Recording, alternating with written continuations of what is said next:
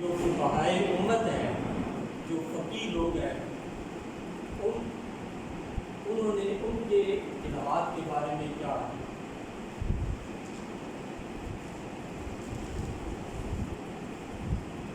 اس کو آپ نے لکھ لیا بتا دو.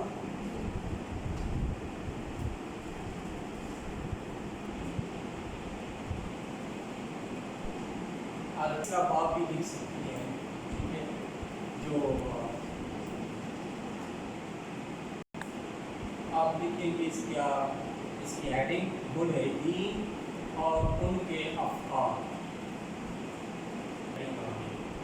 اب اس کے نیچے جو ذیلی عنوان ہے، چند مشہور ملحدین کا مختصر تعارف، یہ آپ کے فصل اول. دوسری فصل وجود باری اور کائنات کی تخلیق کے متعلق الہادی افکار.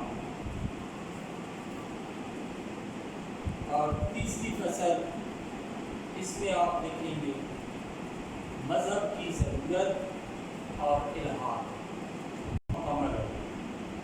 پہلے میں 3 فصلیں، دوسری میں 3 فصلیں اور تیسرے باب میں 3 فصلیں. اس کے بعد کیا چیز آئے گی؟ بات کا خلاصہ، کہ جو آپ نے ریسرچ کی ہے اس کا خلاصہ کیا ہے، لب لباب کیا ہے.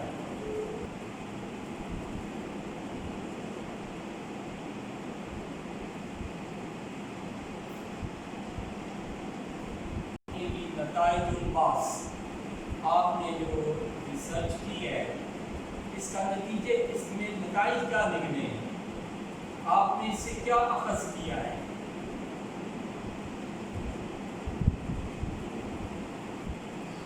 چیزیں بڑی عام چیزیں ہیں، اور کوئی بھی اسکالر جب آپ کا یہ سارا دیکھے گا آؤٹ لائن، اس کے بعد آؤٹ لائن کے بعد وہ اس پہ جائے گا خلاصہ الباس اور نتائج الباس، کیا آپ نے اس ساری بات سے ایجاد کی ہے. ٹھیک ہے، اور کیا جو آپ نے شروع میں کہا تھا کہ اس تحقیق میں مجھے یہ سابقہ تحقیقات کا جائزہ لینے کے بعد آپ نے کہا کہ مجھے یہاں خلا نظر آ رہا ہے، اس پہلو پہ کام نہیں ہوا، تو آپ کہاں تک کامیاب ہوئی ہیں اس پہلو کو اجاگر کرنے. یہ سارا خلاصہ بات. اس کے بعد آ جائیں گے مصادر،